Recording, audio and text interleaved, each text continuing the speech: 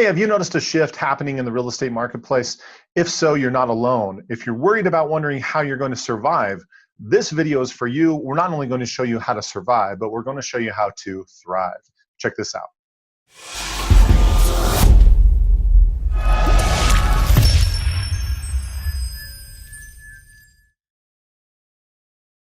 Hello and welcome. For those of you who are not familiar with me or the channel, my name is Kevin Smullin. My company is 2Q Lead Generation Strategies, and what we do is we help real estate agents grow their business using social media. We teach a marketing system that will help them add 2 transactions per month and spend less than an hour of their time per week doing it. And so if you're watching our videos, those are the kind of things you're going to learn: different marketing strategies, lead generation techniques, how to do it on Facebook and take very little of your time. Today's video is very much along those lines, but it's more of this thought process of noticing what's happening in the marketplace. So where I'm at currently I live in Utah, just a little bit north of Salt Lake City. And what's going on in our local marketplace is there is a shift that's happening. So earlier this year, there was lots of real estate activity going on, multiple offers on lots of properties, inventory problems, just not enough homes to look at. And frankly, for the agents that were involved, there was so much real estate activity going on that if you could fog a mirror, you were doing real estate transactions. So there just was so much going on, so busy. And now as things are kind of slowing down a little bit, people are kind of wondering and starting to worry about where's the next deal going to come from? How am I going to be successful in this marketplace? And what am I going to do? And so what I want to cover today are just some simple steps, some simple things that will help you not only survive the market change that's taking place, but also how to thrive. So even though I'm talking a lot about what's going on here in my local marketplace and talking with agents all over the country, I'm finding a lot of similarities that they're coming across some very similar situations. So hopefully this will help you as well. So the number one thing that you want to keep in mind when a market changes like this is that one of the golden rules, so to speak, as far as marketing is concerned, is that the agent who is in front of their database the most wins. The agent who is in front of their database the most wins. Now, the problem is when you start looking at a lot of the part-time agents or agents that are brand new, either they don't have much of a database or they don't stay in touch with them. In either case, it's a big loss. And when you look at, when there's huge corrections in the marketplace, so, back in the huge recession of like 2008, 2009, that area, there were a lot of people that got out of the business because they couldn't survive. But yet I know agents whose business grew during that time because of the strategy and the way that they had positioned themselves. So it's a matter of understanding what's going on and how to position your business to thrive in that environment. So during these times, this is when a lot of people who are not committed to the industry, they're part-time, they're not doing a lot of transactions, they're not very successful. This is when a lot of those people transition out because frankly, they don't know how to generate business and they don't know what to do.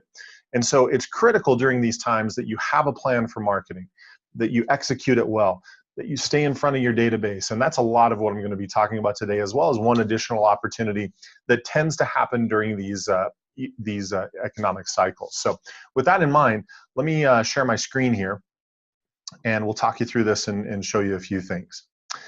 So with that being said, again, the number one rule is that he who is in front of their database the most wins.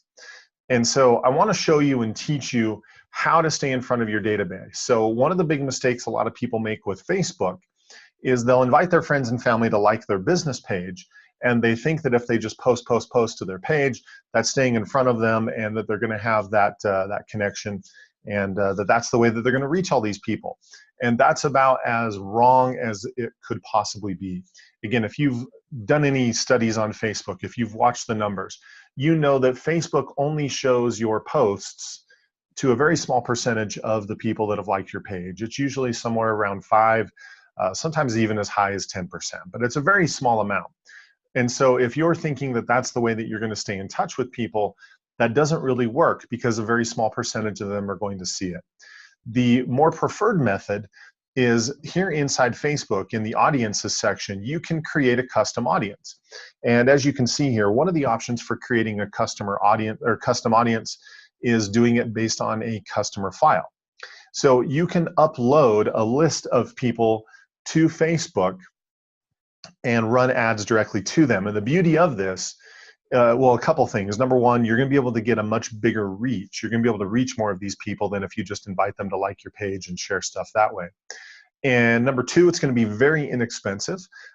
Usually, let's say if you had a list of, I don't know, 400 or 500 people that you were uploading, that would probably cost you just a couple of dollars to reach those people with an ad. You know, probably in the neighborhood of probably around $2, maybe $3 per day for as long as you wanted to run it. It's going to be very inexpensive, much, much cheaper than direct mail, you know, trying to reach 500 people with direct mail.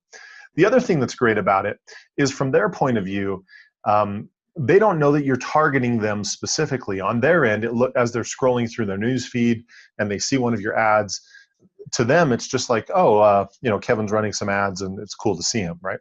So they don't view it as being targeted specifically a direct solicitation, because on their end, it doesn't really show up that way. So the beauty of this is when you upload your customer list, Facebook, you'll want to read these best practices, because there are some things that you need to do to format your list correctly. And then what you're going to do is you're just going to upload it. You're going to match the fields on the data in the database to the fields in Facebook. And then Facebook does its magic behind the scenes, and it's looking for people that you know, Facebook accounts that have matching data to what you uploaded. Every time it finds a match, it pulls one of those people into this list. And again, you can run ads to this list of people directly, which is, again, really cool.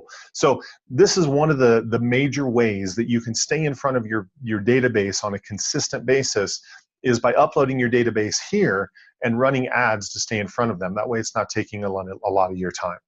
So that's the first way. The second way that you can do it is if you've watched me for any period of time, you'll also know that I'm a fan of email marketing. And so you want to have your list of people in a CRM or an email program that you can send email blasts to. Again, it's just a very effective way of being able to stay in touch with them. Now, one of the things that my company does to be able to help people is inside our program, we have this program called the Revolutionary Agent. This is where we do a lot of our Facebook training as well. You can see all these Facebook videos training videos that are part of this program. But down here, we have this section of marketing materials where every month we're producing new messages that you can send out via email to your people. So let's say you were interested in sending them a message about property taxes, right? And how to know what's going on, how to file for it, and you know, if you're disagreeing what the value is, to try and get some kind of change there. Again, we've got these files that you can just download, copy, paste, send out, and again, it allows you to do your marketing in a very small period of time. Again, the person who stays in front of their database the most is the one that wins.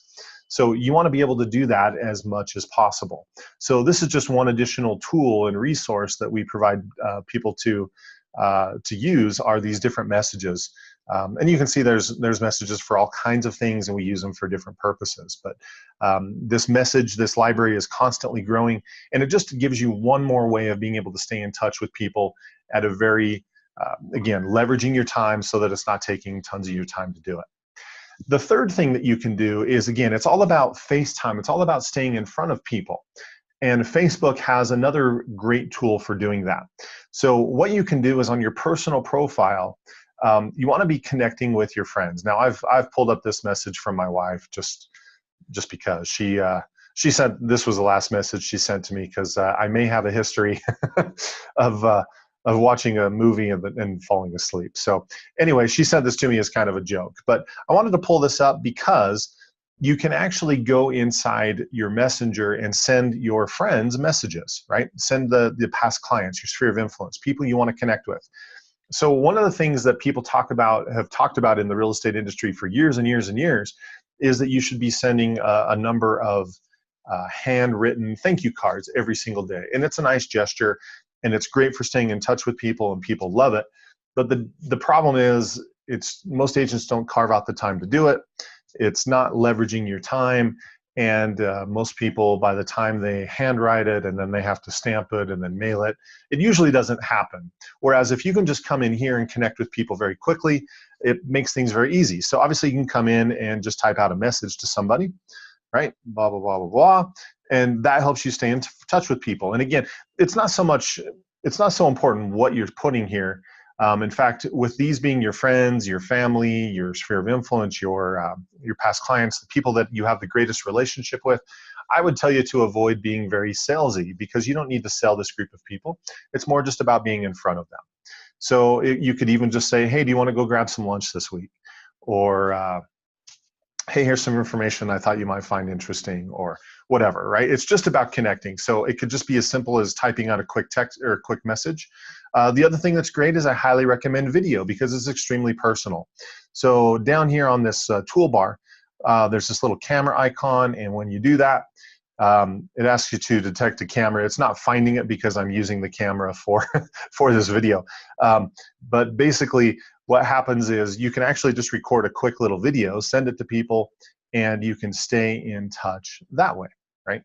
In fact, I think I've got yep, here's an example of a video that I shot and sent that way. So again, sending a video through Messenger, it's fast, it's free, it's easy. So again, you can just simply record a quick little video, send it to the person. And again, they know it's going to be very personal because it's one video specifically for them.